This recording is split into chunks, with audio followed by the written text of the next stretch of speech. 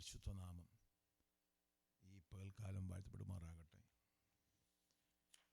ഒരിക്കൽ കൂടെ നിങ്ങളെ എല്ലാവരെയും കർത്താവായ യേശു ക്രിസ്തുവിൻ്റെ നാമത്തിൽ ഉള്ള നിസ്തുല വന്ദനം അറിയിക്കുന്നു. വിശുദ്ധ സഭായവുമായിട്ട് ഒരുമിച്ച് കൂടുവാൻ കർത്താവ് ഒരുക്കിയ നല്ല സാവകാശത്തിനായി കർത്താവിനെ സ്തുതിക്കുന്നു.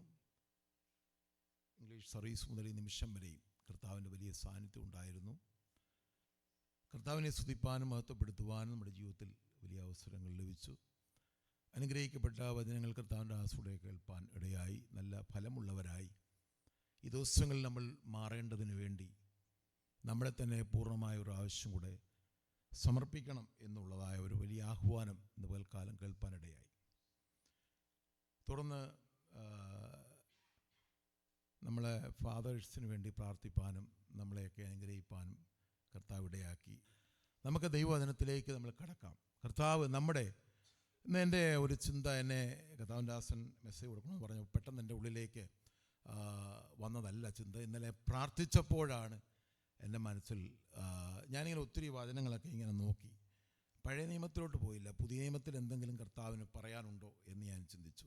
ഞാൻ ആദ്യം വിചാരിച്ച് ഒരു സങ്കീർത്തനം എടുക്കുക, അതാകുമ്പോൾ ഭയങ്കര എളുപ്പമുണ്ട്. പെട്ടെന്ന് സങ്കീർത്തനമൊക്കെ നല്ല പ്രസംഗിക്കാൻ നല്ല എളുപ്പമാണ്. അപ്പം ഞാനിങ്ങനെ സങ്കീർത്തനം എടുക്കണോ എടുക്കണ്ടയോ, കാരണം എനിക്കൊരു ഷോർട്ട് നോട്ടീസാണ് കിട്ടിയത്. അപ്പോൾ ആ സമയത്ത് ഞാൻ സങ്കീർത്തനം എടുത്താൽ വലിയ കുഴപ്പമില്ല. ഏത് സങ്കീർത്തനം എവിടെ എന്ന് വേണമെങ്കിൽ നമുക്ക് പ്രസംഗിക്കാൻ പറ്റുന്ന ഒരു പുതിയ നിയമത്തിൽ പ്രസംഗിക്കുക എന്ന് പറഞ്ഞാൽ ശരിക്കും പ്രാർത്ഥിച്ചിട്ട് എടുക്കേണ്ട ഒരു കാര്യമാണ്. പ്രാർത്ഥിച്ചുകൊണ്ടിരുന്നപ്പോൾ പ്രാർത്ഥിച്ചതിന് ശേഷം ഈ വചനങ്ങളിങ്ങനെ പുതിയ നിയമത്തിലേക്ക് ഇങ്ങനെ പേപ്പറുകൾ മറിച്ച് പോയപ്പോൾ എൻ്റെ ഹൃദയത്തിൽ ഒരു വചനം ഉടക്കുവാനിടയായി. അപ്പോഴാണ് ചിന്ത എൻ്റെ ഉള്ളിൽ വന്നത്, നമ്മുടെ ബുദ്ധിമുട്ടുകളെ മാറ്റുന്ന ഒരു ദൈവത്തെ കാണുവാനിടയായി. നമ്മുടെ എല്ലാം my God shall supply all your needs according to his riches in glory. നമുക്ക് ആ ഭാഗം ഒന്ന് വായിക്കാം. ഫിലിപ്പിയ ലേഖനം 4:19.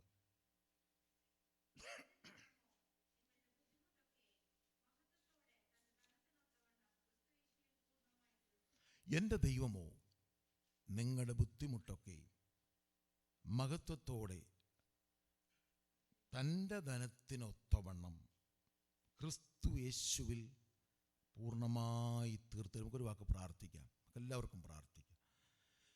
ഹല്ലേലൂയ, സ്തോത്രം. നിങ്ങളെല്ലാവരും പ്രാർത്ഥിച്ചു. ഒരു നിമിഷം നമുക്ക് ദൈവത്തിന് മുമ്പിൽ നാം ആയിരിക്കുമ്പോൾ എല്ലാവരും പ്രാർത്ഥിച്ചാട്ടെ. ഒരു നിമിഷം ദൈവസന്നിധിയിലേക്ക് നമ്മളെ തന്നെ സമ്പൂർണ്ണമായി സമർപ്പിച്ച് നമുക്ക് പ്രാർത്ഥിക്കാം. ദൈവത്തിൻ്റെ മാറ്റമില്ലാത്ത വചനത്തിന് മുമ്പിൽ നമ്മളായിരിക്കുമ്പോൾ അതിൻ്റെ മുഴുവൻ മഹത്വത്തിൽ ആ വചനത്തിൻ്റെ ശക്തി ഇന്ന് കേട്ടതുപോലെ വചനത്തിൻ്റെ ശക്തി ഉൾക്കൊണ്ട് അത് നമ്മൾ പൂർണ്ണമായി മനസ്സിലാക്കുന്നവരായി ഒരു വലിയ മാറ്റത്തിൻ്റെ ഉടമകളായി തീരുവാൻ നമുക്ക് പകൽക്കാലം ഏൽപ്പിച്ചുകൊണ്ട് നമുക്ക് പ്രാർത്ഥിക്കാം. എല്ലാവരും പ്രാർത്ഥിച്ചാട്ടെ. കരങ്ങളിൽ എനിക്കൊന്നും ചെയ്യുവാനായിട്ട് ഞാൻ നിങ്ങളെപ്പോലെ സാധാരണ ഒരു മനുഷ്യനാണ്. ഏലിയാവ് നമുക്ക് സമസ്വഭാവമുള്ള മനുഷ്യനായിരുന്നു. എന്നാൽ അവൻ പ്രാർത്ഥിച്ചപ്പോൾ 3.5 വർഷം മഴ പെയ്തില്ല.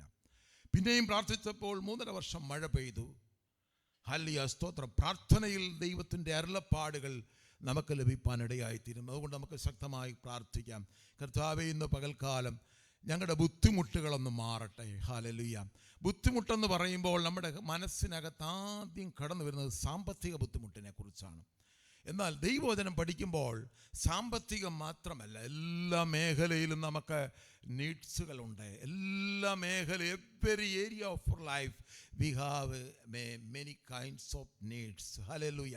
നമുക്ക് പ്രാർത്ഥിക്കാം. പരിശുദ്ധനായ നല്ല പിതാവേ, സ്വർഗീയരാജൻ, അനുഗ്രഹിക്കപ്പെട്ട നല്ല സമയത്തിനായി സ്തുതിക്കുന്ന അപ്പച്ച, അവിടുത്തെ വചനവുമായി അങ്ങയുടെ പാദാന്ത്യത്തിലേക്ക് ധൈര്യത്തോടെ കടന്നു വരുന്ന കർത്താവേ, ഈ വചനം അങ്ങയുടെ വചനമാണ്.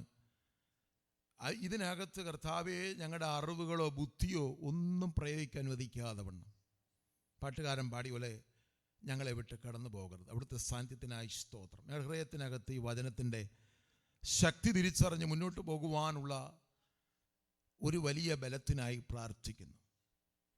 വചനം സംസാരപ്പടിയെ ബലപ്പെടുത്തുന്നതിനായി സ്തോത്രം. കേൾക്കുന്നവരുടെ ഹൃദയങ്ങളെ കർത്താവ് അത് രൂപാന്തരപ്പെടുത്തുന്നതിനായി അവരുടെ വിശ്വാസത്തെ വർദ്ധിപ്പിക്കുന്നതിനായി സ്തോത്രം ചെയ്ത് പ്രാർത്ഥിക്കുന്നു. ദൈവവരങ്ങളെ ഏൽപ്പിക്കുന്നു.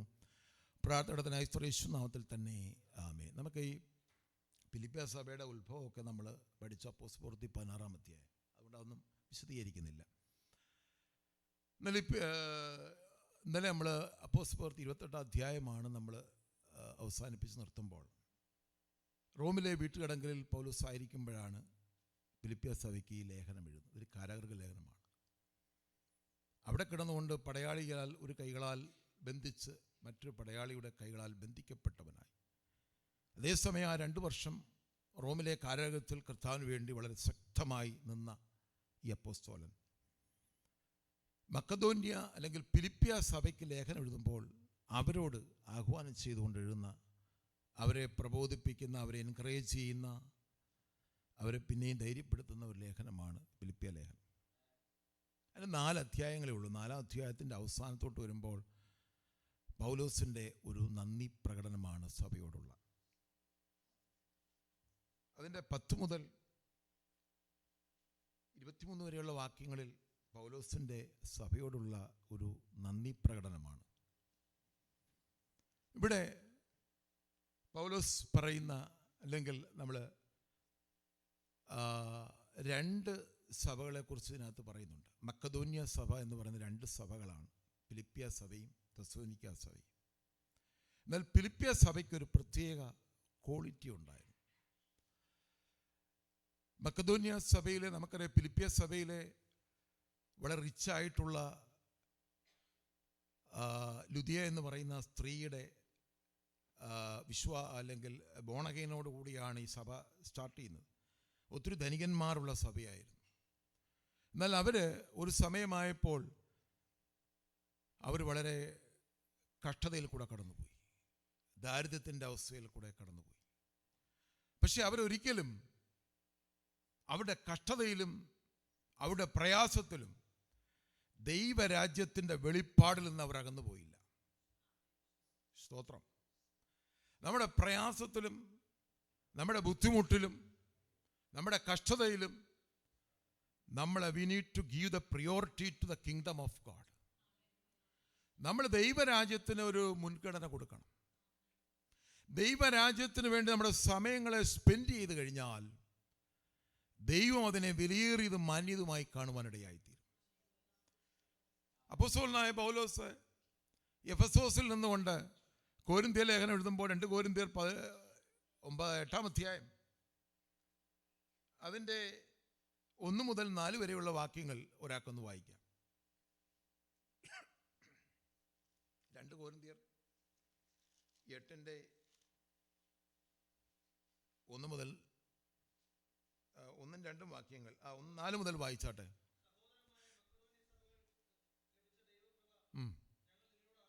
മക്കദോന്യ സഭയ്ക്കൊരു ദൈവകൃപ ഉണ്ടായിരുന്നു. എന്താണ് ആ ദൈവകൃപ? കഷ്ടത എന്ന കഠിന ശോധനയിലായിരുന്നിട്ടും അവരുടെ സന്തോഷ സമൃദ്ധി, പ്രിയമുള്ളവരെ, അതാണ് ഒരു സഭയുടെ ദൈവകൃപ എന്ന് പറയുന്നത്.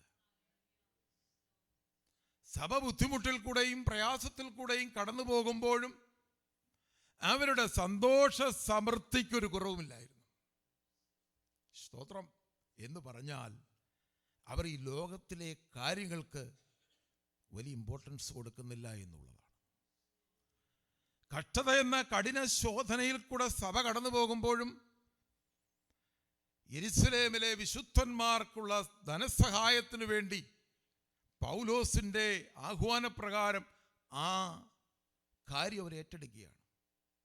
അതിനുവേണ്ടി വലിയ ധനശേഖരണത്തായിട്ടാണ് ഈ ഭാഗത്ത് വായിക്കുന്നത്. ഞാനത് മുഴുവനും വായിക്കുന്നില്ല. അവരുടെ ഇല്ലായ്മയിൽ നിന്ന് അവർ കൊടുക്കുവാനിടയായി തീർന്നു.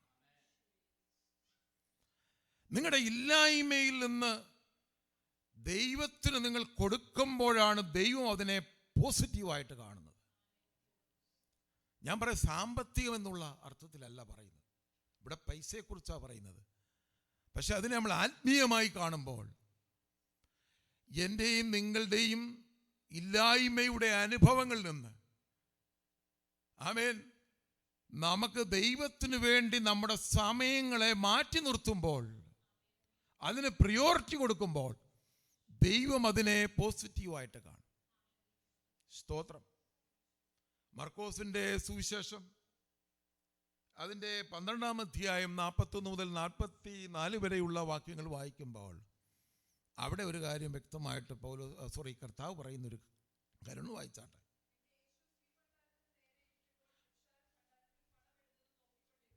കർത്താവ് അവിടെ ആ ഭണ്ഡാരത്തിൽ പണം ഇടുന്നത് ഇങ്ങനെ ഒബ്സർവ് ചെയ്യുകയാണ്.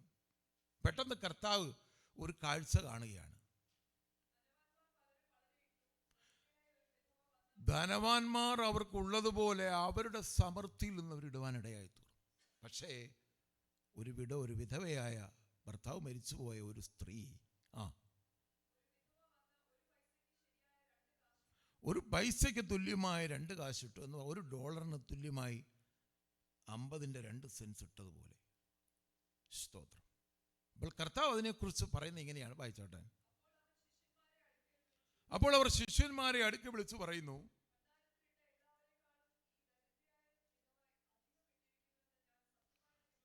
എല്ലാവരെക്കാളും അധികമായിട്ടു. സ്തോത്രം. അതാണ് യഥാർത്ഥമായിട്ടുള്ള ഒരു വെളിപ്പാടത്.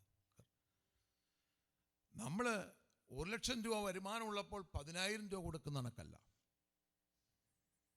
10,000 രൂപ വരുമാനമുള്ളവൻ മുഴുവനും കർത്താവിന് വേണ്ടി കൊടുക്കുമ്പോൾ, ഞാനൊരു ഉദാഹരണം പൈസയുടെ അല്ല, ഞാൻ അങ്ങനെ ഒരു പെട്ടെന്ന് ഒരു അണ്ടർസ്റ്റാൻഡിങ് വേണ്ടി പറഞ്ഞതേ ഉള്ളൂ. നമ്മൾ കർത്താവിന് വേണ്ടി നമ്മുടെ സമയങ്ങൾ ചിലവഴിക്കുക, മുമ്പേ അവൻ്റെ രാജ്യവും നീതി അന്വേഷിക്കുക. നമ്മുടെ പ്രിയോറിറ്റി മെറ്റീരിയൽ അല്ല, നമ്മുടെ പ്രിയോറിറ്റി കിങ്ഡം ഓഫ് ഗോഡാണ്. അതിലേക്ക് നമ്മൾ ടേൺ ചെയ്യുമ്പോഴാണ് നമ്മുടെ ആവശ്യങ്ങളുടെ മേൽ ദൈവം പ്രവർത്തിക്കുവാനിടയായിത്തീരും. സ്തോത്രം. ഇവിടെ വിധവയെ ഇട്ട കാശിനെ, അർപ്പിച്ച യാഗത്തെ ദൈവം പ്രസാദിക്കുന്നു. സ്തോത്രം. ഹല്ലേലൂയ. അവർക്കൊരു ഫെയ്ത്ത് ഉണ്ടായിരുന്നു. ഞാൻ ആ ഭാഗത്തേക്ക് കടക്കുന്നില്ല, നമ്മുടെ സബ്ജക്റ്റ് വിട്ടുപോകും. സ്തോത്രം. രണ്ടാമതായിട്ട് ഇതിൻ്റെ 2 തലങ്ങളാണ്. ബുദ്ധിമുട്ടെന്ന് പറയുമ്പോൾ പെട്ടെന്ന് നിങ്ങളുടെ മനസ്സിൽ സാമ്പത്തിക ബുദ്ധിമുട്ടെന്നുള്ള അർത്ഥത്തിൽ ചിന്തിക്കാതെ ഇതിന് 2 തരത്തിലുള്ള നീഡ്സാണ്. ഒന്ന് മെറ്റീരിയൽ നീഡ്സ് ഉണ്ട്, നമുക്ക് സ്പിരിച്വൽ നീഡ്സ് ഉണ്ട്. മെറ്റീരിയൽ നീഡ്സിനെ കുറിച്ച് ദൈവത്തിൻ്റെ വചനം പറയും, നമുക്ക് നല്ലതുപോലെ നമ്മൾ പഠിച്ചിട്ടുണ്ട്. സ്തോത്രം. എങ്കിലും 1-2 കാര്യങ്ങൾ കൂടെ ഫിലിപ്പിയ ലേഖനം 4-ാം അധ്യായം അതിൻ്റെ 6 മുതലുള്ള വാക്യങ്ങൾ വായിക്കുമ്പോൾ അവിടെ ഒന്നുകൂടെ ശരിയായ 1-2 കാര്യം ഇവിടെ പറയും.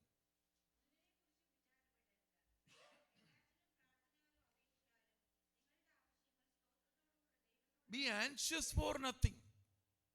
നമ്മളൊക്കെ മാനുഷികമായിട്ട് ഒത്തിരി ആകുലതകളുള്ളവരാണ്. സ്തോത്രം. സ്വാഭാവികമായിട്ടും എനിക്കും നിങ്ങളും ആകുല ചിന്തകളുള്ളവരാണ്. ഇന്നലെ നമ്മൾ കപ്പൽ യാത്രയിൽ റോമിലേക്ക് കൊണ്ടുപോകാമെന്ന് പൗലോസിനോട് പറഞ്ഞിട്ടുണ്ട്, കർത്താവ് വാഗ്ദത്തമുണ്ട്. പക്ഷേ കപ്പൽ ആടി ഉലഞ്ഞപ്പോൾ മരണപ്പെടും തോന്നിയപ്പോൾ ലൂക്കോസ് എഴുതിയിരിക്കുന്നത് ഞങ്ങൾ രക്ഷപ്പെടുമെന്നുള്ള ആശയെല്ലാം അറ്റുപോയി. പലപ്പോഴും നമ്മുടെ ജീവിതത്തിലും രക്ഷപ്പെടും ഒരു സാധ്യതയും കാണുന്നില്ല, എന്നാൽ വാഗ്ദത്തം മുമ്പിൽ നിൽക്കുന്നു. ഇന്ന് പകൽക്കാലം നിങ്ങളുടെ മുമ്പിൽ ഒരു വാഗ്ദത്തമുണ്ട്, ഒരു ദൈവശബ്ദമുണ്ട്, ഒരു ദൈവിക ആലോചന നിങ്ങളുടെ മുമ്പിൽ നിൽക്കുകയാണ്. നമ്മൾ പിടിക്കേണ്ടത് അതിനകത്താണ്. സ്തോത്രം. നമ്മൾ ദൈവം അരുളി ചെയ്ത വാഗ്ദത്തങ്ങൾ, അത് മെറ്റീരിയൽ ആയിക്കോട്ടെ സ്പിരിച്വൽ ആയിക്കോട്ടെ, പക്ഷെ നമ്മൾ സ്പിരിച്വലി അതിനെ ഹോൾഡ് ചെയ്താൽ മെറ്റീരിയൽസ് നമ്മുടെ പുറകെ വരും. നന്മയും കരുണയും ആയുഷ്കാലമൊക്കെയും എന്നെ പിന്തുടരും. നമ്മൾ അതിനെ ഫോളോ ചെയ്യരുത്. ഇന്നത്തെ പ്രോസ്പെരിറ്റി ടീച്ചിങ്ങിൻ്റെ ഒരു വലിയ പരാജയം എന്ന് പറയുന്നത് മെറ്റീരിയലിസമാണ് അവർ ഫോളോ ചെയ്യുന്നത്, സ്പിരിച്വൽ ബ്ലെസ്സിങ് അല്ല. നമ്മുടെ പിതാക്കന്മാർ ഫോളോ ചെയ്തിരുന്നത് സ്പിരിച്വൽ ബ്ലെസ്സിങ് ആണ്. അതുകൊണ്ടാണ് അബ്രഹാം യാക്കോബിനോടും ഇസാക്കിനോടും യാക്കോബിനോടും കൂടെ കൂടാരങ്ങളിൽ പാർത്തുകൊണ്ട് ദൈവശില്പിയായി നിർമ്മിച്ചതും അടിസ്ഥാനമിട്ടതുമായ ഒരു നഗരത്തിനായി കാത്തിരുന്നു. പ്രത്യാശ അതാണ്. അബ്രഹാമും ലോത്തും വേർപിരിഞ്ഞു. ലോത്ത് നീരോട്ടമുള്ള സ്ഥലത്തേക്ക് പോയി. എന്നാൽ ദൈവത്തിൻ്റെ ദൂതൻ വരുമ്പോൾ ലോത്ത് വീടിൻ്റെ പടിവാതിക്കലിരിക്കുമ്പോൾ ബഹുസമ്പന്നനായ അബ്രഹാം കൂടാരത്തിലിരിക്കുകയാണ്, കൂടാരവാസിയായി മാറുന്നു. സ്തോത്രം. അപ്പോൾ അബ്രഹാമിൻ്റെ പ്രത്യാശ ലോകമല്ലായിരുന്നു, വേൾഡിനെ ടോട്ടലായി ഉപേക്ഷിച്ചവരാണ് പഴയ നിയമ വിശുദ്ധന്മാർ. പൗലോസും അത് തന്നെയാണ് ഈ ഭാഗത്തിൽ കൂടെ നമ്മളെ ഇന്ന് പകൽക്കാലം എൻകറേജ് ചെയ്യുവാനായിട്ട് ആഗ്രഹിക്കുന്നത്. നമ്മുടെ പ്രിയോറിറ്റി കർത്താവാണ്, അവൻ്റെ വചനമാണ്. ഇന്ന് കേട്ടത് അതാണ് വചനം. അതിനെയാണ് നമ്മൾ റിസീവ് ചെയ്യേണ്ടത്. അതിന് നമ്മൾ മുറുപ. അതുകൊണ്ട് പൗലോസ് പറഞ്ഞു, ബി ആൻഷ്യസ് ഫോർ നത്തിങ്, നിങ്ങൾ ഒന്നിനെ കുറിച്ചും വിചാരപ്പെടണ്ട. അടുത്ത വാക്യം, എല്ലാറ്റിലും പ്രാർത്ഥനയാലും അപേക്ഷയാലും നിങ്ങളുടെ ആവശ്യങ്ങൾ സ്തോത്രത്തോടെ സബ്മിറ്റ് ചെയ്യുക. Thanks giving with prayer and supplication. നിങ്ങളുടെ എല്ലാവിധ ബുദ്ധിമുട്ടുകളും എല്ലാവിധ നീഡ്സും, നിങ്ങളുടെ ഓഫീസിലായിക്കോട്ടെ, നിങ്ങളുടെ കുടുംബജീവിതത്തിലായിക്കോട്ടെ, കുഞ്ഞുങ്ങളുടെ വിഷയത്തിലായിക്കോട്ടെ, ഏതു തരത്തിലുള്ളതായിട്ടുള്ള മെറ്റീരിയൽ നീഡ്സിനെ കർത്താവിൻ്റെ കരങ്ങളിൽ ഹാൻഡ് ഓവർ ചെയ്തുകൊണ്ട്, ആമേൻ, നമ്മൾ കർത്താവിന് നന്ദിയുള്ളവരായി തീർന്നാൽ, ആമേൻ, അതിന് നമ്മളൊരു സെക്കൻഡ് പ്രിയോറിറ്റി കൊടുക്കുക. ഫസ്റ്റ് പ്രിയോറിറ്റി എന്ന് പറയുന്നത് ദൈവരാജ്യമായിരിക്കും. അതവിടെ പൗലോസ് പറയുന്നത്. എന്നാൽ പൗലോസ് പറയുന്നില്ല നിങ്ങളിപ്പോൾ പ്രാർത്ഥിച്ചു കഴിഞ്ഞാൽ നിങ്ങൾക്ക് മറുപടി കിട്ടുമെന്നല്ല പൗലോസ് പറയുന്നത്. അടുത്ത വാക്യം പറയുന്നു, എന്നാൽ സകല ബുദ്ധിയെയും കവിയുന്ന ദൈവിക സമാധാനം. അപ്പൊ അവിടെ നമുക്ക് വേണ്ടത് ഒരു ദൈവിക സമാധാനമാണ്. എന്താണ് ദൈവിക സമാധാനം? നിങ്ങൾ പ്രാർത്ഥിക്കുമ്പോൾ നിങ്ങൾക്കൊരു വിഷയത്തിന് സമാധാനം വരുന്നെങ്കിൽ നിങ്ങൾ വിചാരിച്ചോണം 100% ഡെലിവർ ആയി കഴിഞ്ഞു. 2009 ഞാൻ ജോലി ചെയ്യുന്ന ഓഫീസിൽ ഒരു ഭയങ്കര പ്രശ്നം ഉണ്ടായി. എൻ്റെ മാനേജറുമായിട്ട് ഒരു ഇന്റേണൽ ഫൈറ്റ് വന്നു. ഞാൻ വിചാരിച്ച എൻ്റെ ജോലി നഷ്ടപ്പെടും. ഭയങ്കരമായ ഫൈറ്റായി. അപ്പം ഞാൻ മിനി അന്ന് വീട്ടിൽ ഓഫാണ്. ഞാൻ മിനിയോട് ഈ വിഷയം പറയുകയാണ്, മിനി പ്രത്യേകമായി പ്രാർത്ഥിക്കണം, എൻ്റെ ജോലിയെ ബാധിക്കുന്നൊരു വിഷയമാണ്, എന്താ സംഭവിക്കുന്നത് എനിക്കറിയത്തില്ല. പെട്ടെന്ന് മിനി ആ വിഷയം അവിടെ വെച്ച് പ്രാർത്ഥിച്ചു. അതുവരെ എൻ്റെ മനസ്സിൽ കൂടെ ഇങ്ങനെ തിരയും കോളും കാറ്റും അടിക്കുന്ന പോലെ ഇങ്ങനെ ഹൃദയം കിടന്ന് ഇങ്ങനെ പെടഞ്ഞുകൊണ്ടിരിക്കുകയാണ്. ആ സമയത്ത് ഏകദേശം 1 മണിക്കൂർ കഴിഞ്ഞപ്പോൾ എൻ്റെ മനസ്സ് കംപ്ലീറ്റ് ശാന്തമായി. ഈ ശാന്തമായത് നിമിഷം പെട്ടെന്ന് ഈ മാനേജർ എന്നെ വിളിക്കുകയാണ്. എന്നെ വിളിച്ചിട്ട് സോറി പറയുകയാണ്. എന്നെ അദ്ദേഹം കെട്ടിപ്പിടിച്ച് ഇങ്ങനെ ഹഗ് ചെയ്തു. അദ്ദേഹം ഇങ്ങനെ കരയുകയാണ്. I am very sorry Sajan. ഞാൻ പറഞ്ഞു വന്നത്, സകല ബുദ്ധിയെയും കവിയുന്ന ദൈവിക സമാധാനം ഇന്ന് പകലിൽ നിങ്ങൾ അനുഭവിക്കുന്ന, നിങ്ങൾ കടന്നു പോകുന്ന വഴികളിൽ ഹല്ലേലൂയ സ്തോത്രം, ആ വിഷയം കർത്താവിൻ്റെ കരങ്ങളിലേക്ക് നമ്മൾ സബ്മിറ്റ് ചെയ്യുമ്പോൾ, ആമേൻ, അത് ഹാൻഡ് ഓവർ ചെയ്യുമ്പോൾ കർത്താവ് അത് ടേക്ക് ഓവർ ചെയ്ത് നിങ്ങളുടെ ഹൃദയത്തിനകത്തൊരു സമാധാനം ലഭിക്കുന്നുണ്ടെങ്കിൽ ആ വിഷയത്തിന്മേൽ 100% ആമേൻ, ഐ ക്യാൻ അഷ്വർ യു, അത് നിങ്ങൾക്ക് ഡെലിവറൻസ് ആണ്. അതവിടെ പൗലോസ് പറയുന്നത്. പൗലോസിന്റെ വ്യക്തിപരമായ ജീവിതത്തിന്റെ അനുഭവങ്ങളെയാണ് ഇവിടെ രേഖപ്പെടുത്തിയിരിക്കുന്നത്. പൗലോസിന്റെ കഷ്ടങ്ങൾ 2 കൊരിന്ത്യർ 11 എഴുതിയിരിക്കുകയാണ്. ആ കഷ്ടങ്ങൾ കൂടെ അദ്ദേഹം കടന്നുപോയപ്പോൾ അദ്ദേഹം അനുഭവിച്ചൊരു സമാധാനമുണ്ട്. അതുകൊണ്ട് ആ ധൈര്യത്തോടെ പൗലോസ് ഈ ലേഖനം എഴുതാനുള്ള കാരണം. ഹല്ലേലൂയ സ്തോത്രം. നിങ്ങൾ ഒന്നിനെ കുറിച്ചും വിചാരപ്പെടരുത്. നമുക്ക് ആ ഭാഗം കർത്താവ് ഗിരിപ്രഭാഷണത്തിൽ സെർമൺ ഓൺ ദ മൗണ്ടിൽ നമുക്കത് വ്യക്തമായി പഠിപ്പിച്ചു. ഞാനത് പിന്നെയും പിന്നെയും ആവർത്തിച്ച് പറയുന്നത് നിങ്ങൾക്കൊരു ആവർത്തന വിരസതയായിത്തീരും. കർത്താവ് വ്യക്തമായി പറഞ്ഞു, നിങ്ങളുടെ ആവശ്യങ്ങൾ ഇന്നതെന്ന് നിങ്ങളുടെ പിതാവ് അറിയുന്നു. സ്തോത്രം. ഞാനിവിടെ വന്ന ആൾ തൊട്ട് ജോലിക്ക് അപ്ലൈ 1 വർഷമായി, ജോലി കിട്ടിയില്ല. എനിക്ക് ജോലി വേണമെന്ന് എന്നെ കർത്താവിന് അറിയത്തില്ലേ? ആ വചനം വെച്ചാണെങ്കിൽ മത്തായി 6:25 വാക്യത്തിൽ 25-34 വരെയുള്ള വാക്യങ്ങളിൽ വായിക്കുമ്പോൾ അവിടെ വ്യക്തമായിട്ട് എഴുതിയിരിക്കുന്നു. ഞാനത് വിശ്വസിക്കുന്നു. ജോലി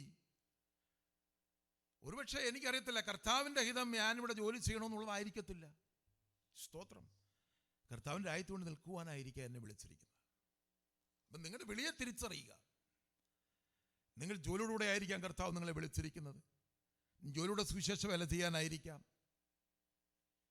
എന്ത് ചെയ്താലും നമ്മുടെ പ്രിയോറിറ്റി കിങ്ഡം ഓഫ് ഗോഡാണ്. അതാണ് ഇന്ന് പകൽക്കാലം എൻ്റെ മെസ്സേജ്. കിങ്ഡം ഓഫ് ഗോഡിന് വേണ്ടി, ദൈവരാജ്യത്തിന് വേണ്ടി നിൽക്കുന്ന, സ്തോത്രം, നിങ്ങളുടെ ബുദ്ധിമുട്ടുകളെ, നിങ്ങളുടെ നീഡ്സിനെ ഒരു മനുഷ്യൻ്റെ ലെവലിലല്ല തീർത്തു തരുന്നത്. നിങ്ങളുടെ കമ്പനിക്ക് ഒരു ലിമിറ്റുണ്ട്, നിങ്ങൾ വർക്ക് ചെയ്യുന്ന സ്ഥാപനത്തിന് ഒരു ലിമിറ്റുണ്ട്. അതിനപ്പുറമായിട്ടും നിങ്ങൾക്ക് സാലറി തരാൻ പറ്റത്തില്ല. സ്തോത്രം. ഞാൻ ഇന്നലെ ഒരു കോൺഫറൻസിൽ ഓൺലൈനിൽ കയറിയപ്പോൾ ഒരു കർത്താവിൻ്റെ സാക്ഷ്യം കേട്ടു. അതേ ഒരു കമ്പനിയിൽ ഷെഫായിട്ട് വർക്ക് ചെയ്തു. അദ്ദേഹത്തിനോട് ദൈവത്തിൻ്റെ ആത്മാവ് പറഞ്ഞു, നീ എൻ്റെ രാജ്യത്തിന് വേണ്ടി നിൽക്കണം, നീ പ്രിയോറിറ്റി എനിക്ക് വേണ്ടി ആയിരിക്കണം. അദ്ദേഹം തനിക്ക് കിട്ടുന്ന ആകെ 100 കേടി, കുവൈറ്റിൽ 100 കേടിയും കർത്താവിന് വേണ്ടി സ്പെൻഡ് ചെയ്യാൻ തുടങ്ങി. അതിൻ്റെ അദ്ദേഹത്തിൻ്റെ ചെലവിനെടുത്തിട്ട് ബാക്കി മുഴുവൻ ദൈവരാജ്യത്തിന് വേണ്ടി സ്പെൻഡ് ചെയ്തു. ഞാൻ സാമ്പത്തിക ഇത് പറയുമ്പോൾ അദ്ദേഹത്തിൻ്റെ പ്രിയോറിറ്റിയെക്കുറിച്ചാണ് ഞാൻ പറയുന്നത്. അത് അദ്ദേഹത്തിൻ്റെ കിട്ടിയ വെളിപ്പാടാണ്. ഞാൻ പറയാം, അതുപോലെ എല്ലാവരും നിങ്ങൾ ചെയ്യണമെന്ന അർത്ഥത്തിലല്ല പറഞ്ഞു വരുന്നത്. നിങ്ങളോട് ദൈവം പറഞ്ഞ ചെയ്യുക. അദ്ദേഹം അത് ചെയ്യാൻ തുടങ്ങി. നോർത്ത് ഇന്ത്യക്ക് വേണ്ടിയും ആ ദേശത്തും ക്യാമ്പുകളിലും ഒക്കെ കടന്ന് സുവിശേഷം പറഞ്ഞ് അനേകരെ ക്രിസ്തുവിലേക്ക് കൊണ്ടുവന്നു. വർഷങ്ങൾക്ക് ശേഷം അദ്ദേഹം കമ്പനിയുടെ ഡയറക്ടറായിട്ട് മാറി. സ്തോത്രം. ഞാൻ പറഞ്ഞ അത് കൊടുത്ത ഡയറക്ടറാവും എന്നുള്ള അർത്ഥത്തിലല്ല ഈ പറഞ്ഞു വരുന്നത്. അതാണ് നമ്മൾ ഈ ആ രീതിയിലോട്ട് നിങ്ങൾ ലൈൻ മാറ്റരുത്. പ്രിയോറിറ്റിയെക്കുറിച്ചാണ് പറയുന്നത്. സ്തോത്രം. അപ്പം ദൈവരാജ്യത്തിന് വേണ്ടി സ്പെൻഡ് ചെയ്ത് കഴിയുമ്പോൾ, ദൈവരാജ്യത്തിന് വേണ്ടി സമയങ്ങൾ കൊടുക്കുമ്പോൾ, ദൈവരാജ്യത്തിന് വേണ്ടി നിങ്ങളുടെ ഊർജ്ജം, നിങ്ങളുടെ എഫർട്ടുകളെ ഇടുമ്പോൾ ദൈവം നിങ്ങളെ റെസ്പെക്റ്റ് ചെയ്യും. ദൈവം എന്നെ റെസ്പെക്റ്റ് ചെയ്യും. എനിക്ക് ജോലി ചെയ്യാനാണ് എൻ്റെ വിളിയെങ്കിൽ ജോലി എനിക്ക് തക്ക സമയത്ത് തരും. ഇല്ലെങ്കിൽ നീ എൻ്റെ കീഴിലിരുന്ന് വിനയത്തോടെ ഇരുന്ന് പ്രാർത്ഥിക്കുക.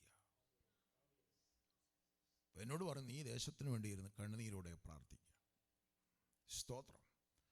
നമ്മളെ കൊണ്ടുവന്നതിൻ്റെ പർപ്പസ് അതാണ്. സ്തോത്രം. പൗലോസ് രാത്രി പകലും കൂടാരപ്പണി ചെയ്താണ് സുവിശേഷ വേല ചെയ്തത്. സ്തോത്രം. പകൽ മുഴുവൻ അദ്ദേഹം പാർട്ട് ടൈം ആയിട്ടാണ് കൂടാരപ്പണി ചെയ്തെങ്കിൽ അദ്ദേഹത്തിൻ്റെ ഫുൾ ടൈം മിനിസ്ട്രി ആയിരുന്നു. ഒരു നിമിഷം പോലെ റെസ്റ്റ് എടുക്കുക. അദ്ദേഹത്തിൻ്റെ വിളി, അദ്ദേഹത്തിൻ്റെ കൃപ അങ്ങനെയാണ്. നമുക്ക് കിട്ടിയ കൃപയ്ക്ക് അനുസരിച്ച് നിന്നാൽ മതി. ഞാനിപ്പോൾ ഒരാളെ സ്ഥാനപ്പെടുത്താൻ എനിക്ക് കൃപയുള്ളത് അത് മതി. അപ്പോൾ സച്ചിൻ പാസ്റ്റർ 100 പേരെ സ്ഥാനപ്പെടുത്താനുള്ള കൃപയുണ്ട്. ദാനിയേൽ പാസ്റ്ററിന് 1000 പേരെ സ്ഥാനപ്പെടുത്താനുള്ള കൃപയുണ്ട് എന്ന് നമ്മളങ്ങ് വിചാരിക്കുക. അവിടെ ചെല്ലുമ്പോൾ നീ ഒരാളെ സ്ഥാനപ്പെടുത്തിയോ അതല്ല, എനിക്ക് തന്ന കൃപയ്ക്കൊത്ത് ഞാൻ പ്രവർത്തിച്ചു. പ്രതിഫലം എല്ലാവർക്കും ഒരുപോലെയുള്ളൂ. സ്തോത്രം. നമ്മളിങ്ങനെ ചിന്തിക്കുക, അവരൊക്കെ ഒത്തിരി, നമുക്കൊന്നും അങ്ങനെ ചിന്തിക്കരുത്. നിങ്ങളോട് പ്രാർത്ഥിക്കാൻ പറഞ്ഞാൽ പ്രാർത്ഥിക്കുക. എല്ലാവർക്കും പ്രതിഫലം തുല്യമായിട്ട് ലഭിക്കും. പക്ഷേ നമ്മളോട് പറഞ്ഞ കാര്യങ്ങൾ നമ്മൾ ചെയ്യുവാൻ ബാധ്യസ്ഥരായിരുന്നാൽ, നമ്മുടെ സമയങ്ങളും ഊർജങ്ങളും കർത്താവിന് വിട്ടുകൊടുക്കാൻ നാം തയ്യാറാണെങ്കിൽ, ദൈവം നമുക്ക് വേണ്ടി അത്ഭുതങ്ങളെ ചെയ്യുവാനിടയായിത്തീരും. അത് സഭയോടുള്ള ദൈവത്തിൻ്റെ പ്രതിബദ്ധതയാണ്. ഹല്ലേലൂയ. സ്തോത്രം. 5 പേരെ സുവിശേഷം പറഞ്ഞു കൊണ്ടുവരാൻ പറ്റില്ല. 5 പേരോട് പറഞ്ഞാൽ മതി. 25 പേരോട് പറയാൻ ദൈവം ഒരാ കൃപ കൊടുത്തിട്ടുണ്ട്. നമ്മൾ അതിനകത്ത് അസൂയപ്പെടണ്ട. 100 പേരോട് കൊണ്ടുവരാനുള്ള കൃപ ദൈവം അവരുടെ മേൽ പകർന്നിട്ടുണ്ട്. പക്ഷേ നിന്നെ ഏൽപ്പിച്ച താലന്തുകളെ വ്യാപാരം ചെയ്യുക. ദൈവം കൂലി കൊടുക്കുമ്പോൾ എല്ലാവർക്കും ഒരുപോലെയാണ് കൂലി കൊടുക്കുന്നത്. അതുകൊണ്ടാണ് പൗലോസ് പറഞ്ഞ്, കൊരിന്ത്യർ ലേഖനം എഴുതുമ്പോൾ പൗലോസ് പറയുന്നു, ഞാനാകുന്നത് ദൈവ കൃപയാലാകുന്നു. എൻ്റെ വിളി അങ്ങനെയുള്ള വിളിയാ, എൻ്റെ വെളിപ്പാട് അങ്ങനെയുള്ളതാ. പക്ഷേ ഞാൻ ആ കൃപ വ്യർത്ഥമാക്കിയില്ല. പൗലോസിന് 10,000 പേരെ നേടാനുള്ള വിളിയും കൃപാവരങ്ങളും കൊടുത്തിട്ട് പൗലോസ് 10 പേരെ നേടിയാൽ അത് ചോദ്യം ചെയ്യപ്പെടുവാനിടയായിത്തീരും.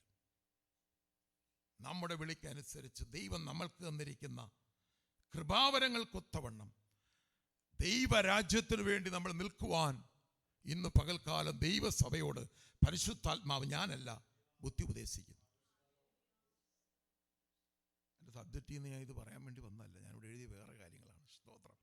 ബുദ്ധി സമാധാനത്തിൽ നമ്മളെ ദൈവം നിറയ്ക്കുമ്പോൾ ഇന്ന് പകൽക്കാലം നിങ്ങളുടെ വിഷയങ്ങൾ നീറുന്ന ഏത് വിഷയമായിക്കോട്ടെ, മരണത്തിൻ്റെ താഴ്വരയായിക്കോട്ടെ, ഡേഞ്ചറസ് സോണിലായിക്കോട്ടെ, പൗലോസിന്റെ കൂട്ടൊരു പ്രാഗൽഭ്യം നമുക്ക് വേണം. എൻ്റെ ദൈവം എത്ര കോൺഫിഡൻസോടാണ് പറയുന്നത്. ഇന്ന് പകൽക്കാലം ആ കോൺഫിഡൻസ്, ആത്മവിശ്വാസം നമുക്കുണ്ടായിരിക്കും.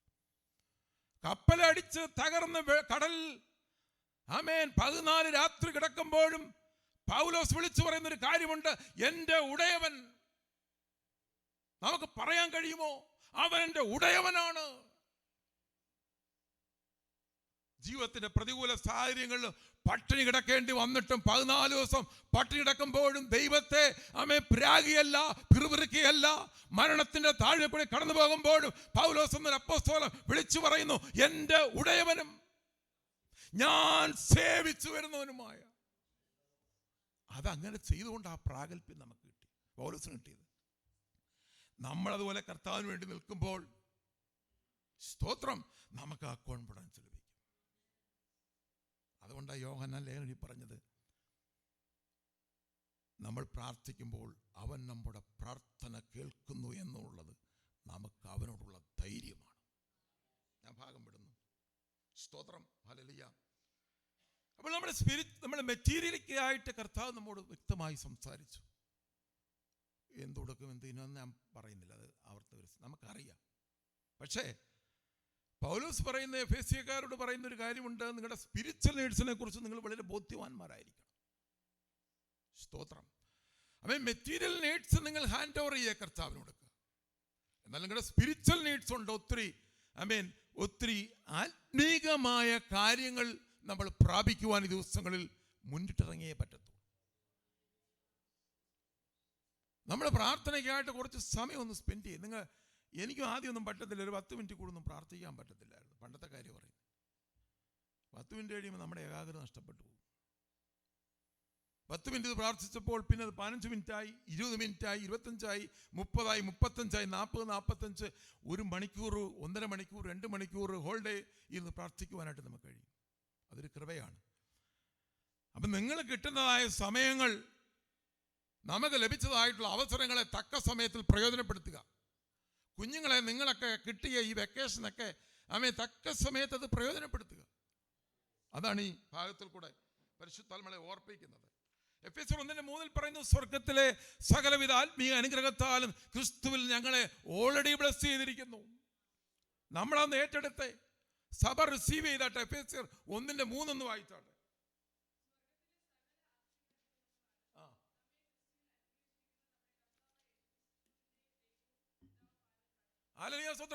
സ്പിരിച്വലി എല്ലാ ബ്ലെസ്സിങ്ങും നമ്മുടെ മേൽ കർത്താവ് പകർന്നിട്ടാണ് ഈ ഭൂമി വിട്ടുപോയിരിക്കുന്നത്. എല്ലാ അനുഗ്രഹങ്ങളും നമ്മുടെ മേൽ പകർന്നിട്ടുണ്ട്. എല്ലാ കൃപാവരങ്ങളും നമ്മുടെ മേൽ പകർന്നു. നമുക്ക് ആ ഫെയ്ത്ത് ആക്ടിവേറ്റ് ചെയ്യണം. അതിലേക്ക് നമ്മൾ കണക്ട് ചെയ്യപ്പെടണം. സ്തോത്രം, ഹല്ലേലൂയ. നിങ്ങൾ പ്രാർത്ഥിച്ചാൽ ഡെലിവറൻസ് ഉണ്ടാകും.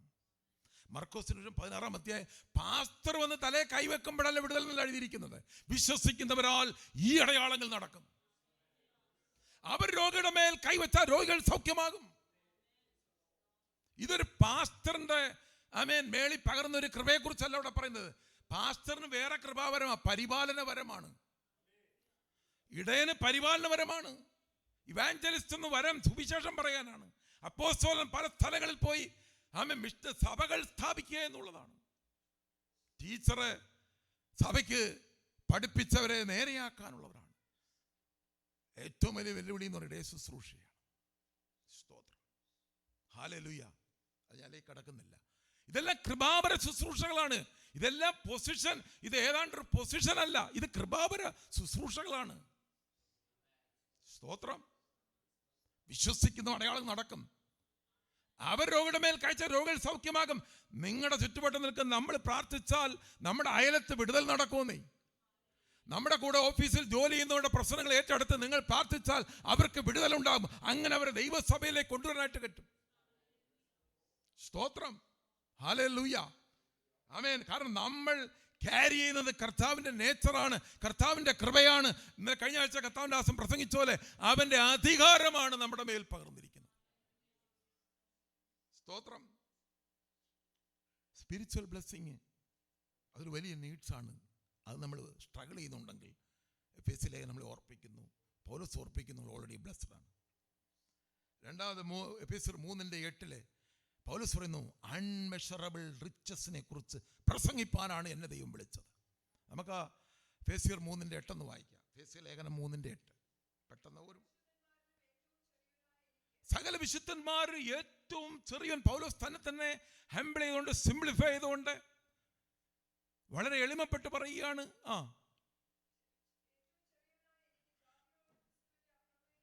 ജാതികളോട് ക്രിസ്തുവിന്റെ അൺമെഷറബിൾ റിച്ചസിനെ കുറിച്ച് പ്രസംഗിപ്പാൻ ദൈവം പൗലോസിനെടുത്തു. നമ്മളെയൊക്കെ വിളിച്ചിരിക്കുന്നത് എന്തിനാ? അൺമെഷറബിൾ റിച്ചസിനെ കുറിച്ച് പറയുവാനായിട്ട്. നമ്മൾ ആ സ്റ്റാൻഡിലേക്ക്, ദൈവസഭ ആ ഒരു വെളിപ്പാട് തലത്തിലേക്ക്, നമ്മുടെ പൊസിഷൻ ആ ഒരു ലെവലിലേക്ക് നമ്മൾ മാറുമ്പോൾ, കർത്താവിൻ്റെ ദാസനോട് നമ്മൾ അങ്ങനെ ചേർന്ന് നിൽക്കുമ്പോൾ, ദൈവം ഈ സഭയെ ആദരിക്കുവാനിടയായിത്തീരും. അവിടെ പറയുന്നു, പിന്നീട് ധനത്തിന്റെ മഹത്വത്തിനൊത്തവണ്ണം നമ്മളെ പൂർണ്ണമായി നമ്മുടെ നീഡ്സുകളെ തീർത്തു തരും. അടുത്തൊരു ഭാഗം അതിന്റെ എഫേസ്യർ 3:16 വായിച്ചാട്ടെ. അവൻ തന്റെ ധനത്തിന്റെ മഹത്വത്തിനൊത്തവണ്ണം അവന്റെ ആത്മാവിനാൽ നിങ്ങൾ അകത്തെ മനുഷ്യനെ സംബന്ധിച്ച് ദൈവത്തിന്റെ ആഗ്രഹം അതാണ്. ഇന്ന് പകലിൽ ഇതൊരു വലിയ നീഡ്സായിട്ട് നമ്മുടെ മുമ്പിൽ നിൽക്കുകയാണ്.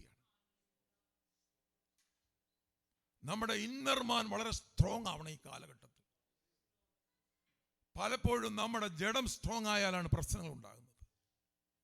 നമ്മുടെ അകം സ്ട്രോങ് ആയാൽ നമ്മുടെ ജഡത്തെ നമുക്ക് തകർക്കുവാനായിട്ട് കഴിയും, ജഡത്തെ നമുക്ക് കീഴ്പ്പെടുത്തുവാൻ കഴിയും, ജഡ സ്വഭാവങ്ങളെ നമുക്ക് ക്രൂശിക്കുവാനായിട്ട് കഴിയും. ഇല്ല എങ്കിൽ നമുക്ക് ഒന്നും ചെയ്യാൻ സാധ്യമല്ല. അത് മനസ്സിലാക്കിക്കൊണ്ട് പറയാണ്, അവന്റെ ധനത്തിന്റെ മഹത്വത്തിനൊത്തവണ്ണം. അതൊരു മനുഷ്യന്റെയോ ഒരു തത്വചിന്തകന്റെയോ ധനത്തിന് ഒത്തവണ്ണം അല്ല. ഹല്ലേലൂയ, സ്തോത്രം. ഈ ലോകത്തിലെ ഉന്നതന്മാരായ ധനവാന്മാരുടെ പണത്തിന്റെ മഹത്വമല്ല, അവനാണ് സമ്പന്നൻ. അവന്റെ ധനത്തിനൊത്തവണ്ണം നമ്മുടെ അകം ശക്തിയോടെ ബലപ്പെടണം. നമ്മുടെ ഇന്നർമാൻ, നമ്മുടെ ആത്മാവ് ശക്തിപ്പെട്ടാൽ നമ്മൾ കൈവെക്കുമ്പോൾ രോഗികൾ സൗഖ്യമാകാനിടയായി. അവന്റെ നേച്ചർ നമ്മുടെ അകത്ത് ഇമ്പാർട്ട് ചെയ്യപ്പെടുമ്പോൾ നമ്മൾ ക്രിസ്തുവിനെ പോലെ, ക്രിസ്തുവിന്റെ ആത്മാവ് പ്രവർത്തിക്കുന്ന പോലെ പ്രവർത്തിക്കുവാനിടയായിത്തീരും. ഒരു ഭാഗം കൂടെ വായിച്ച് പെട്ടെന്ന് അത് സ്തോത്രം ഞാനിവിടെ അവസാനിപ്പിക്കുവാൻ കർത്താവിൽ ശരണപ്പെടുന്നു. അടുത്തത് 2 കൊരിന്ത്യർ അതിൻ്റെ 8-ാം അധ്യായത്തിൽ അതിൻ്റെ 9-ാമത്തെ വാക്യം, അവൻ തന്നെ ധനത്തിന്റെ മഹത്വത്തോടെ ക്രിസ്തുയേശുവിൽ പൂർണ്ണമായി തീർത്തിരുന്നു പറയുമ്പോൾ, അവിടെ കർത്താവിനെ കുറിച്ച് പൗലോസ് പറയുന്നൊരു കാര്യം പ്രത്യേകമായിട്ടുണ്ട്. നമുക്കതൊന്ന് വായിക്കാം. നമ്മുടെ കർത്താവായ യേശുക്രിസ്തു സമ്പന്നനാണ്. Riches in glory. തൻ്റെ ധനം, അതിൻ്റെ മഹത്വം. നമുക്ക് ആ മെസ്സേജിൻ്റെ ആഴം മനസ്സിലായോ? നമ്മൾ ക്യാരി ചെയ്യുന്നത് യേശുവിൻ്റെ ധനത്തെയാണ്. നമുക്കിതൊന്നും അറിയത്തില്ല. എനിക്ക് നിങ്ങൾക്കൊന്നും ഈ വെളിപ്പാടിൻ്റെ തലങ്ങളിലേക്ക് നമ്മൾ ഇറങ്ങിയിട്ടില്ല. അതുകൊണ്ട് എഫേസ്യരോട് പറഞ്ഞ്, നിങ്ങൾ ഉറങ്ങിയാണ്.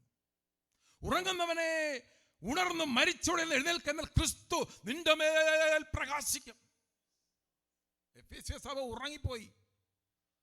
അവരെ ഉറക്കത്തിൽ നിന്ന് ഉണർത്താനാണ് പൗലോസ് ആ ലേഖനം റോമിലെ വീട്ടുതടങ്കിൽ ഇരുന്നു കൊണ്ട് എഴുതുന്നത്. സ്തോത്രം. ഞാൻ ആ ഭാഗം, അപ്പോൾ ആ ധനത്തെക്കുറിച്ച് നമുക്ക് ഏകദേശം, അതുകൊണ്ട് നമുക്ക് ഇവിടെ ഒരു വാക്യം വായിച്ച് ഞാൻ അവസാനിപ്പിക്കും. ഫിലിപ്പിയർ 4:19 നമുക്ക് കടന്നു വരാം. എൻ്റെ ബുദ്ധിമുട്ടൊക്കെയും മഹത്വത്തോടെ അതൊരു ഗ്ലോറിയുണ്ട്. കർത്താവ് ഒരു ബുദ്ധിമുട്ട് മാറ്റിയാൽ അതിന് ഗ്ലോറിയുണ്ട്. ആഗാറും മകനും കൂടെ മരുഭൂമിയിൽ നിലവിളിച്ചപ്പോൾ ആഗാറിന്റെ നിലവിളി കേട്ടില്ല, മകളുടെ നിലവിളിയാ കേട്ടെ, മകന്റെ നിലവിളി. അതിനെപ്പറ്റി ചിന്തിച്ചപ്പോൾ സ്തോത്രല്ലേലൂയ, ആഗാറ് സാറയായിട്ടുള്ള കയ്പും വെച്ചുകൊണ്ട് അവിടെ പോകുന്നു. അവിടെ കിടന്ന് നിലവിളിച്ച ദൈവം കേൾക്കത്തില്ല. ഈ മകൻ നിഷ്കളങ്കനായിരുന്നു, അവൻ്റെ ഹൃദയത്തിൽ ഒരു കയ്പുമില്ല. അവിടെ എഴുതി വച്ചിരിക്കുന്നത് ബാലന്റെ നിലവിളി ദൈവം കേട്ടു. ആഗാറും കരയുന്നു, ബാലനും കരയുന്നു. ആരുടെ വിളിയാണ് കേൾക്കുന്നത്? ബാലന്റെ വിളി. അവനുണ്ട് ഉറവ തുറന്നു. മരുഭൂമിയിൽ വലിയൊരു ഉറവ തുറക്കുവാനിടയായി തീർന്നു. അതൊരു വലിയ മഹത്വമാണ്. ഒന്നുമില്ലാത്തിടത്തുനിന്ന് സ്ഥിരമായിട്ടുള്ള ഉറവകൾ തുറക്കുന്ന ദൈവികതാണ് അവൻ്റെ മഹത്വം. അവൻ്റെ ധനം അതാണ്. കർത്താവിൻ്റെ ധനം സാർച്ചയാക്കി പറയുന്നു, അവൻ്റെ പക്കൽ പുരാതന ധനവും മാനവും സമ്പത്തുമുണ്ട്. മിഡിൽ ഈസ്റ്റിലെയും അമേരിക്കൻ യൂറോപ്പ് നാടുകളിലെയും എണ്ണ നിക്ഷേപങ്ങൾ തീർന്നാലും നമ്മളെ പോറ്റി പുലർത്തുവാൻ കഴിവുള്ള അത്ര ധനവാനാണ് അവൻ. സമ്പന്നനായി തീർന്നിട്ടും അവൻ നമ്മളെ ആത്മീകമായി സമ്പന്നരാക്കുവാൻ ക്രൂശിലവൻ ദരിദ്രനായി നഗ്നനായി ഒന്നുമില്ലാതെ തീർന്ന നമ്മുടെ കർത്താവിൻ്റെ കൃപയെ നിങ്ങൾ ഓർക്കുന്നുവല്ലോ എന്നാണ് ഈ ഭാഗത്ത് എഴുതിയിരിക്കുന്നത്. അതുകൊണ്ട് പത്രോസ് പറയുന്നു, പത്രോസ് 1:21 വായിച്ച് സ്തോത്രം ഒന്ന് വായിച്ചു. 1 പത്രോസ് 1:21 സ്തോത്രം. 1 പത്രോസ് 1:21 സ്തോത്രം. നിങ്ങളുടെ വിശ്വാസവും പ്രത്യാശയും ദൈവത്തിൽ വെച്ചുകൊള്ളേണ്ടതിന്, നിങ്ങളുടെ ബുദ്ധിമുട്ടുകളെ, നിങ്ങളുടെ നീഡ്സുകളെ മാറ്റുന്ന ദൈവത്തിൽ അർപ്പിക്കുന്നതിന് വേണ്ടിയിട്ട്. അടുത്ത ഭാഗം, ദൈവം നമ്മുടെ കർത്താവായ യേശു ക്രിസ്തുവിനെ മരിച്ചോടുന്ന് ഉയർത്തെഴുന്നേൽപ്പിച്ച് ഇന്ന് നമുക്ക് വേണ്ടി 24 മണിക്കൂറും പക്ഷപാതം ചെയ്യുന്ന ഒരു മഹാപുരോഹിതനുണ്ട്. ധൈര്യത്തോടെ കൃപാസനത്തിന് അടുത്തേക്ക് നമുക്ക് കടന്നു ചെല്ലുവാനിടയായി തീരട്ടെ. നമ്മുടെ ബുദ്ധിമുട്ടുകളെ മാറ്റുന്ന, നമ്മുടെ നീഡ്സിനെ അറിയുന്ന, നമ്മുടെ പ്രിയോറിറ്റി ദൈവരാജ്യമാണ്. ഇന്ന് പകൽ 1-ാമത്തെ മെസ്സേജിലും അത് തന്നെയാണ് കേട്ടത്. 2-ാമത്തെ മെസ്സേജും പരിശുദ്ധാത്മാവ് പറയുന്നു, നിങ്ങളുടെ പ്രിയോറിറ്റി ദൈവരാജ്യമാണ്. നമ്മുടെ ജോലിയോ, നമ്മുടെ കുടുംബം, നമ്മുടെ മറ്റുള്ള കാര്യങ്ങളിൽ നമ്മുടെ പ്രിയോറിറ്റി ദൈവരാജ്യമാണ്. ആ ദൈവരാജ്യത്തിന് വേണ്ടി നമ്മൾ സ്പെൻഡ് ചെയ്യുമ്പോൾ, അത് ഫസ്റ്റ് പ്രിയോറിറ്റി ആയിട്ട് എടുക്കുമ്പോൾ, നമ്മുടെ എല്ലാ കാര്യങ്ങളുടെ മേലും ദൈവത്തിൻ്റെ സമാധാനം ലഭിക്കുവാനും ദൈവം നമ്മളെ നടത്തുവാനും ഇടയായിത്തീരുമെന്നും, അതുകൊണ്ട് നിങ്ങളുടെ വിശ്വാസവും പ്രത്യാശയും കർത്താവിൽ പൂർണ്ണമായി അർപ്പിക്കണമെന്നുള്ള പരിശുദ്ധാത്മാവിൻ്റെ ബുദ്ധി ഉപദേശത്തോടെ ഞാൻ എൻ്റെ ശുശ്രൂഷ വിരമിക്കുന്നു. ദൈവം നമ്മളെ ധാരാളമായി അനുഗ്രഹിക്കട്ടെ. God bless you.